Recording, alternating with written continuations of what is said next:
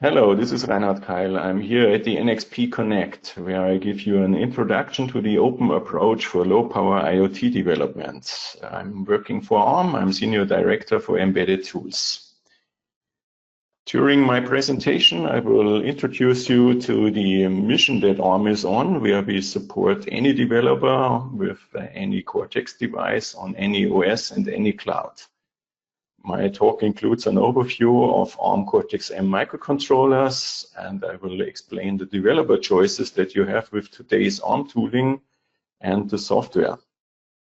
The choices include an example for IoT that is done with MDK and SAMSys that connects securely to a cloud vendor. We offer connectivity to multiple cloud providers. It is scalable, using software components that are delivered in SAMSys pack format, and you can optimize and customize this example for production hardware. I give you then a demo of an MCU cloud application that uses Trusted Firmware M, which implements the security foundation and trust zone enabled devices, and conclude with an outlook to the next steps to our next generation tooling.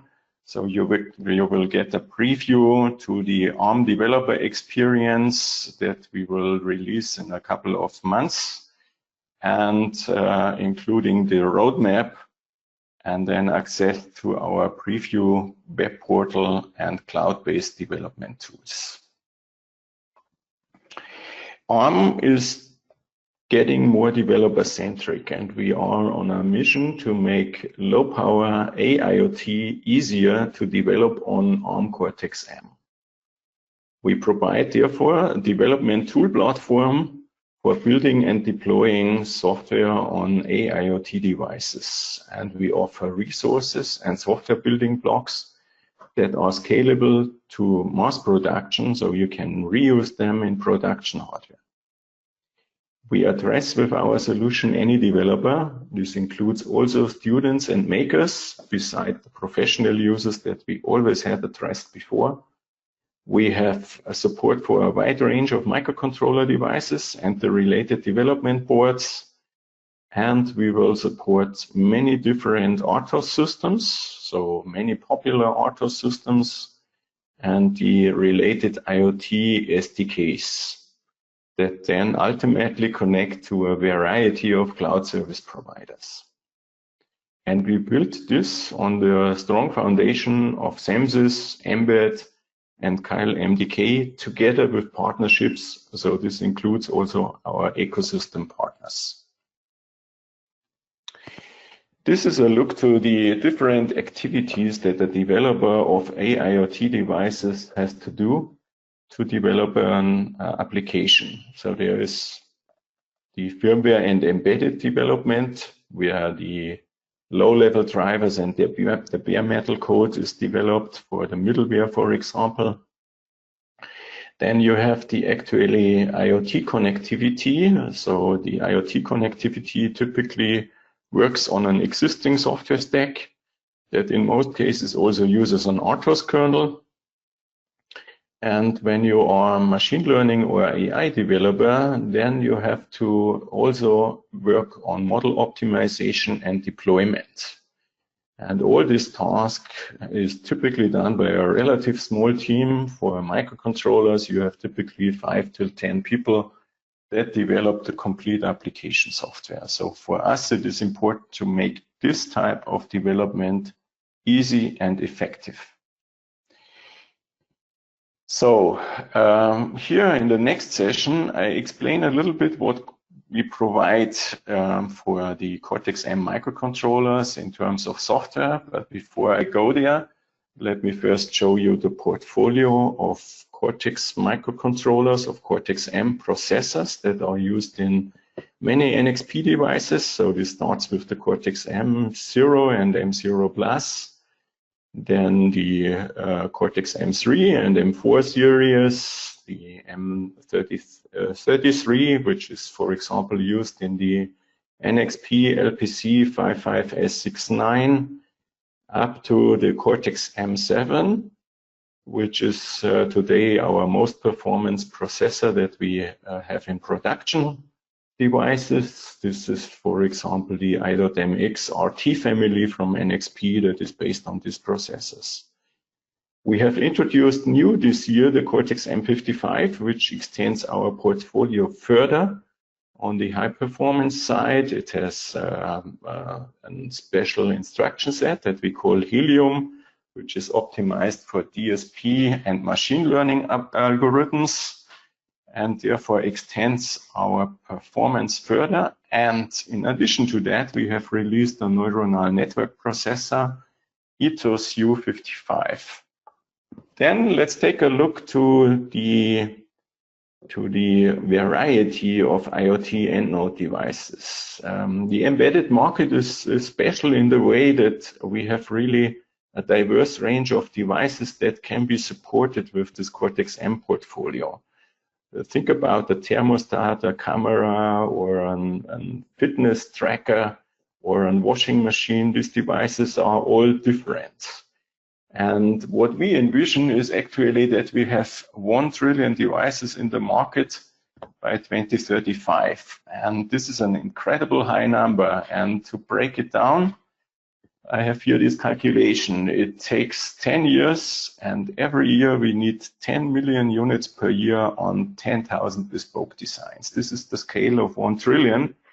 And what this means is that we need to make 10,000 different designs team effective on Cortex-M designs. And that's the reason why ARM is investing quite a bit on this type of applications to enable this wide range of diverse end node devices.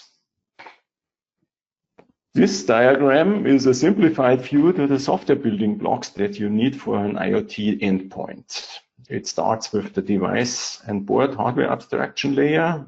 Typically on this hardware abstraction layer, you run an RTOS kernel, and the threads that then execute on the RTOS kernel are typically a secure network interface, the cloud connector itself, and then, of course, the user application. If you add security to this picture, then you get additional blocks. Primarily, they add crypto and device identity service, but also update services like secure boot and attestation. And security typically runs on a secure processing environment. This could be a secure element, or it could be a trust zone enabled device. For example, our Cortex M33 or M55, both processors offer that. And the LPC 55S69 is an implementation example of this technology. And what is important is that the software typically comes from different vendors. So the challenge for the application developer is that he has to combine various software building blocks that come from various sources, and we enable this efficiently with the SAMSys PAC system. And this lets the user then focus on his user application. And I show you in the next slides how this is done. Before we do that, let me explain what is SAMSys PAC. So SAMSys PAC is a method to partition and package software components. You can combine one or more software components in a pack. And a software component is a collection that contains version and history information of the software pack, license information, an API definition, so the interface definition of the software component, related documentation, then of course the source files. When the software component is configurable, it contains configuration files, and it describes requirements to other software components. And other software components then have also the same attributes. They can expose API headers and actually can be combined with a system that we call a SAMSys PAC management system. And the SAMSys PAC management system is supported by several mainstream IDEs on the SKyle MDK, or examples from ARM. IR has EW ARM, and of course Silicon vendor-specific tools also support that. And access to these packs you can get via several web portals. We also offer, in the meantime, open source command line build tools for the software pack system, for the SEMSYS pack system. This shows the components that you need to implement the secure network interface. And the secure network interface in this picture has 3 different ways for the implementation of the connectivity to the internet. We have on the left side the connectivity using Wi-Fi chipsets. A Wi-Fi chipset is typically an external chipset that connects via UART or SPI and implements then the IoT socket with security based on embed crypto.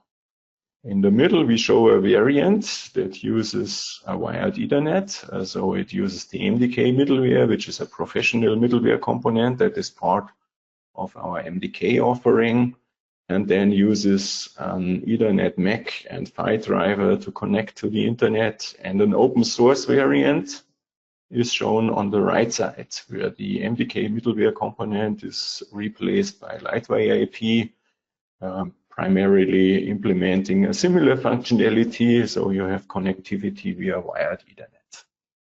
These are 3 different ways, and all these different ways are supported by our software components. And on top of this, you then can connect to the different cloud vendors. So we have cloud connectors for all the major cloud vendors you see here: Azure, Google, AWS, IBM, and ARM Pelion in this picture. This picture gives you an impression on how this is managed in the IDE itself. We have a runtime environment in the Microvision IDE that is part of MDK. And you can, in this picture, pick and choose different Wi-Fi chipsets. So basically, you can select the Wi-Fi driver for your chipset and also the connectivity variant. So here we have SPI and UART. And if you have an additional chipset that is currently not supported by our drivers, you can select custom and make a custom implementation. What's important is the software portions that you bring in are then shown also in the project window, but actually separated away from the user application, which gives you a better view to the user code of your application, and also a direct connection from the software component to the selection that you have done. And why is this important? Of course, software components may get updated. And to update a software component, you can just bring in a new software pack that contains this component and then basically select this component as the component to use in your application. And the IDE helps you to update the software components. So if it became incompatible, then conflicts are highlighted and you can take user action. And what we also have in our IDE is the means to fix a version. So you can actually define which version of the software component that you want to use when you release your project. And this is important for the product lifecycle management of your application, because during the lifetime of your application, you may discover that a security bug came across and you probably need a new version of Mbed TLS.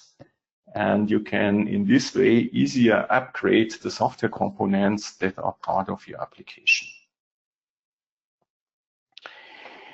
This diagram shows the application that I will demo next. It is actually composed here of different layers. The layers are introduced to allow us to provide application examples effectively on many different boards. So we have an board layer that contains SEMSYS VIO, which is our virtual I/O component, and several SEMSYS drivers, and also the RTOS kernel, SEMSYS RTOS 2. And it includes the device configuration. The device configuration is done with MCU Expresso. So you can change pin out using this tool. You can retarget it to your production hardware, which is quite effective. And take a look to our demos where this is explained further. Then on top of the board layer, we run the cloud connector and an IoT socket interface. The IoT socket interface and the cloud connector are typically provided by the chip vendor of the connectivity or by the cloud service provider. And finally, you run your application code, and with the application code, you can also access specialized peripherals of your microcontroller device. This diagram shows on the right side the trusted firmware M. This implements the security for an IoT device. It utilizes the trust zone security in the LPC 55S69.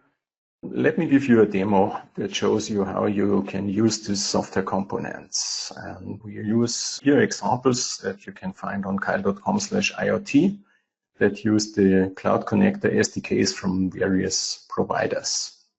We have examples for various boards, and most examples use Wi-Fi that is typically provided via an Arduino shield. This is the page for the NXP LPC 55S69. You may download the board pack that gives you access to basic examples which show the usage of the chip itself. But the projects that you can find on this page are implementing cloud connectivity. To get started, I suggest that you use a non-trust zone example. But in the following, I will show you a demo that utilizes trust zone security with TFM, the trusted firmware. TFM implements the platform security architecture, or short PSA, which is a framework that helps you to ensure that security is designed in a device from ground up. Here I open a project with Microvision IDE, which is part of MDK, and the README file explains you the overall application. It is composed of 3 different projects. TFM, the trusted firmware that is running on the secure side, a key provisioning application. You need to execute this first to provide the root of trust. And finally, we run the AWS MQTT demo on the non-secure side.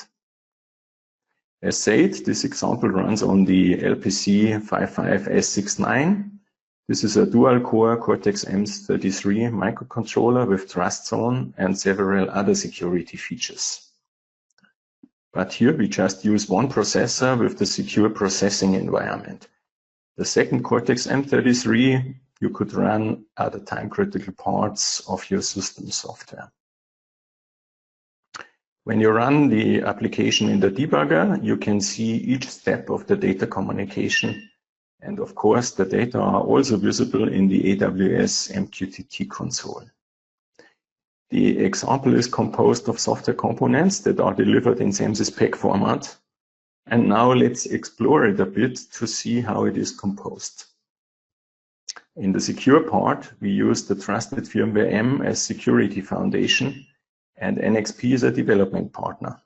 All private keys and the root of trust information is stored in secure space. It is not accessible from the non-secure part. In case that a firmware attacker breaks into this part of the system, there is still no way to access this secure storage. TFM is pre-configured to match typical use cases, and you use it as is as security foundation. This lets you focus on the non-secure part of the application, and this part is programmed like any other Cortex-M microcontroller. In the non-secure part, we use an RTOS kernel, a cloud connector, in this example for AWS, and a socket interface, here a variant for Wi-Fi. You may choose from a list of several popular Wi-Fi chipsets and wired Ethernet. These ready-to-use software components let you focus on the application code. Many examples use device SDK from the silicon vendor and chip expert tools for configuration. This example is based on NXP MCU Expressor SDK and the SAMSys software framework. It allows you to reconfigure the chip pinout and all peripherals to modify and extend the functionality. All the software in this demo is open source, so you can adopt it to your needs And there are validation suites and application notes that help you to get started quickly. So now you have seen how our software is working in the MDK world. Let me now give you information about the IoT development experience, how we take it forward. So our next generation development tools that we currently work on, our next generation website that we currently work on, and you have then later the chance to have preview access to this web page. What we aim for is we want to give our developers one unified development experience for Mbed and MDK, which is based mainly on the SAMSys world. So we leverage the SAMSys technology to have this scalability. And on this new web page, we give our developers rich development resources. So you can get access to tools, to code examples that utilize IoT connectors or machine learning frameworks. You have a list of devices and boards that is supported by this development tool chain.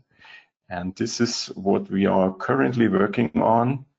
And here you get our roadmap. So you have, since DevSubmit 2020, access to a preview portal that is populated with content from software packs. It shows already today multiple reference examples, and this reference example portfolio will be expanded further. You have also access to the public preview version of Keil Studio. In this case, only the cloud version.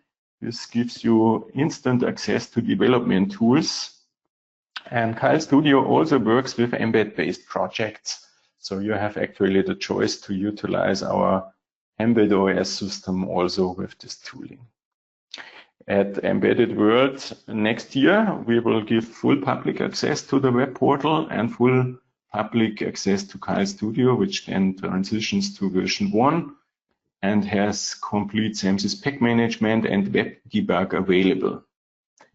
At that time, we will also have a desktop version of Keil Studio for Mac, Linux, and Windows. So we extend the portfolio of supporting platforms, of supporting host platforms in our tooling.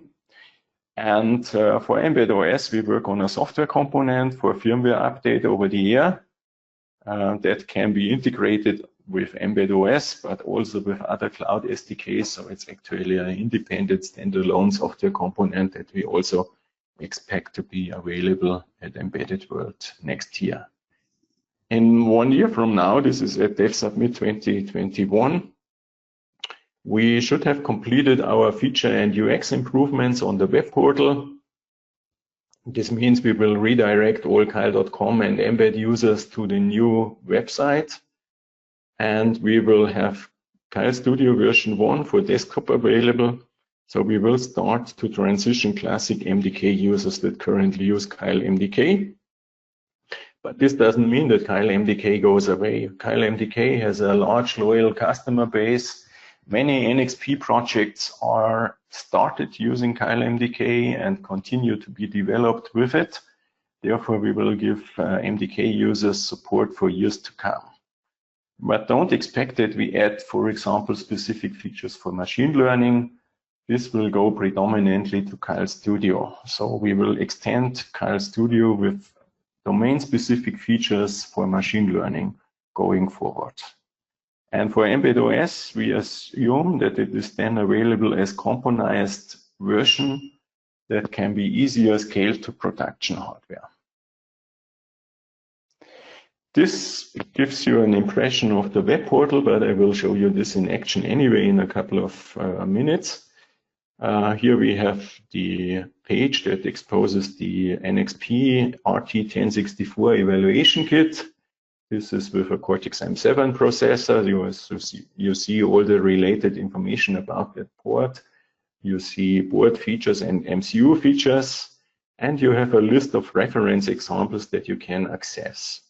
And for the reference examples, you have the option either to load it directly into the cloud version of Keil Studio, and you can do it today already, or you can download it and you can use it with classic desktop tools We currently support MDK, but going forward, we will support other tool chains also. So we work with the industry on a standard format that can be integrated in other tool chains. And with this tool platform, we enable you to have different development phases. So in the first phase, you can discover possibilities. You can enter the parameters of your application code. You can compare devices, evaluation board, find the right evaluation board, and the reference examples that are available for this board. And then you can simply use the online tooling for exploration.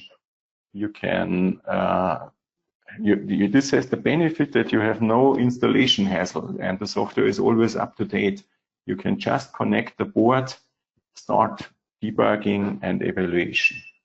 And once you are ready for application development, you can choose to do this also in the cloud version, but many of our customers today prefer classic tooling, so you can download the reference code to classic tooling, develop and verify bespoke application functionality and extend the software framework. And with our classic tooling, we have features like power analysis. You can retarget the device pinout using MCU Expresso and verify system behavior with other trace technology that we offer in the tooling. Let me give you a demo. So I give you an impression of our next generation tooling. I use the NXP RT1064.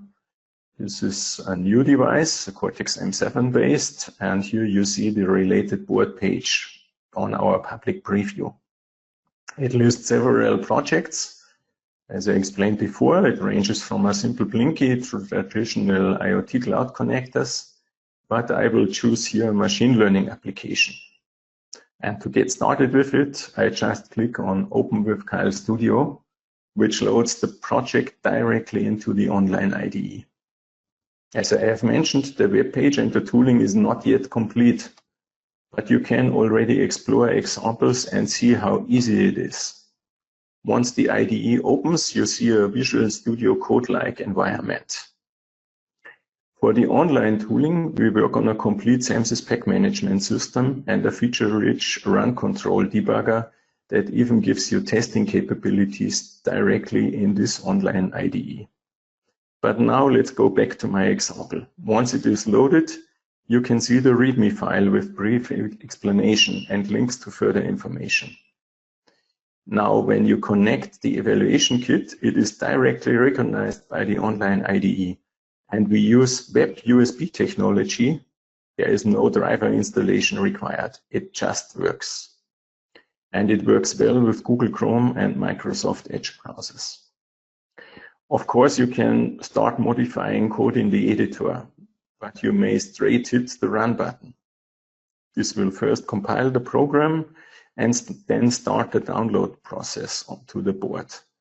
And as you can see, the compilation is very fast as we are using cloud computing. The infrastructure behind is already SAMSys pack based, which allow us to keep the examples up to date. Once the program is downloaded, it starts executing. You can watch the debug output straight in the built-in printf window, which connects in this configuration to the UART on the target hardware. Our micro-speech example is a classic machine learning demo. It recognizes the words yes and no, which toggles the LED on the board. But as I have said, the IDE offers a terminal window, and you can directly see the debug messages from the target. Currently, we use Dublink for connection. But once the debugger is complete, it will also work with standard SAMSys DAP, ULink Plus or ULink 2. Today, only the i.MX RT1064 is provided by NXP with the latest Dublink version that is required for this online IDE. But we have started to work with the industry to equip many other boards with this technology. Of course, you can always download the examples to Classic MDK. where you can directly import and run them even on custom hardware using a whole range of debug adapters. And if you find time, you can give us feedback on this new Keil Studio. Here is the feedback button, but keep in mind this is work in progress and we will extend functionality over the next coming months quite a bit. Now you have learned that we are working with many vendors and we have extended our cooperation also with Microsoft for AI development. You can find out more about our engagement with Microsoft on arm.com/AI endpoint, where you see also our other AI engagements that ARM has today. So we work, for example, also with TensorFlow and other technology for machine learning. And this page tells you what you need to know about it. And what's next for you? So you can go and download IoT example code. Just visit keil.com/IoT. The examples are available today. They are tested. They are ready to use. So you extend it and you can take it forward to production hardware. You can also visit embed.com and get access to Embed. This is our classic OS for IoT, and we have extended it further this summer. Or you can sign up for a preview of Keil Studio. For this, visit embed.com/Keil. There you can register and get access to the preview of the new web platform and the new tooling that I have demoed you just a minute before. So now, thank you for your attention. I hope you enjoyed my talk. We are now open for a Q&A, so please don't be shy. You can reach out to me and ask questions. Or you can visit our virtual booth where you have further demos on NXP boards. We show you, for example, these examples that we demoed, and you can explore further NXP technology. Thank you for listening.